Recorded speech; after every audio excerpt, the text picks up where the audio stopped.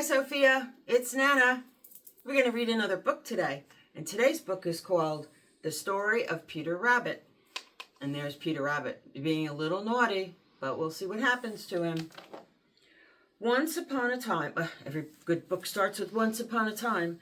Once upon a time, there were 4 little rabbits, and their names were Flopsy, Mopsy, Cottontail, and Peter. See the 4 little rabbits? They lived with their mother in a sandbank underneath the root of a very big fir tree. "Now, my dears," said Mrs. Rabbit one morning, "you may go into the fields or down the lane, but don't go into Mr. McGregor's garden. Your father had an accident there, and he was put in a pie by Mrs. McGregor. Ooh, a little dark. Run along and don't get into mischief. I am going out." Flopsy, Mopsy, and Cottontail, who were good little bunnies, went down the lane to gather blackberries. And there they are gathering blackberries. And there's Peter. He's going in the opposite direction. But Peter, who was very naughty, ran straight away to Mr. McGregor's garden and squeezed under the gate. First he ate some lettuces and some French beans, and then he ate some radishes. And then, feeling rather sick, he went to look for some parsley, because parsley soothes your little tummy. There he is, see? Eating all Mr. McGregor's veggies. But round the end of a cucumber frame in Mr. McGregor's garden, who should he meet but Mr. McGregor? Mr. McGregor was on his hands and knees planting young cabbages. But he jumped up and ran after Peter, waving a rake and calling out, "Stop, thief!" Peter was dreadfully frightened. He rushed all over the garden, for he had forgotten the way back to the gate. He'd lost one of his shoes among the cabbages and the other shoe among the potatoes. See, there's his one shoe, and there's Peter, and there's Mr. McGregor over there chasing him. He ran on 4 legs and went faster, and he might have gotten away altogether if he had not run into a gooseberry net and got caught by the large buttons on his jacket. It was a blue jacket with brass buttons, quite new. Peter gave himself up for lost, and he cried. His sobs were overheard by some friendly sparrows who begged him to save himself. Mr. McGregor had a basket, and he was about to pop it on top of Peter. But Peter wriggled out just in time, leaving his jacket behind. There's Peter losing his jacket. There's the basket, and there's the sparrows that were talking to him.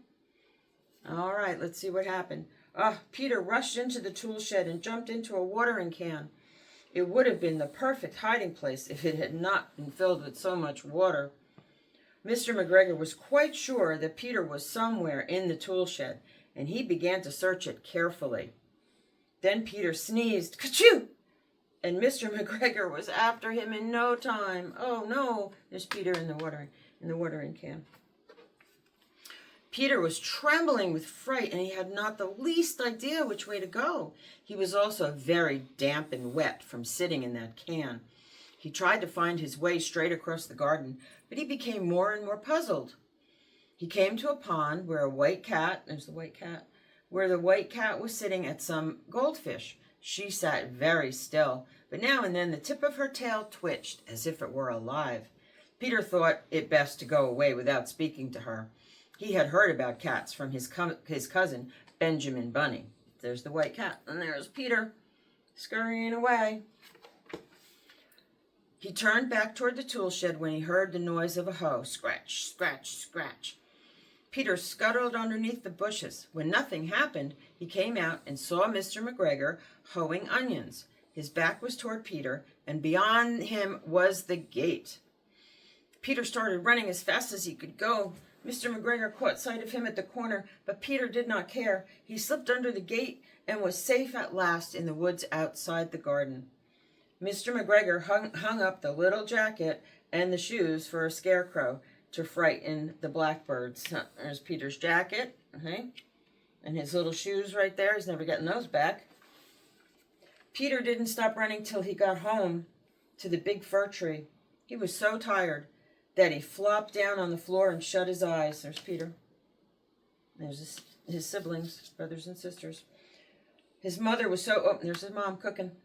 His mother was so busy cooking, she wondered what he had done with his clothes. It was the second jacket and pair of shoes that Peter had lost in 2 weeks. Peter did not feel very well that evening. His mother put him to bed and gave him a dose of chamomile tea, 1 tablespoon to be taken at bedtime. But Flopsy, Mopsy, and Cottontail had bread and milk and blackberries for supper. The end. That's the story of Peter Rabbit. Bye, sweetie. I love you, my angel. Mwah.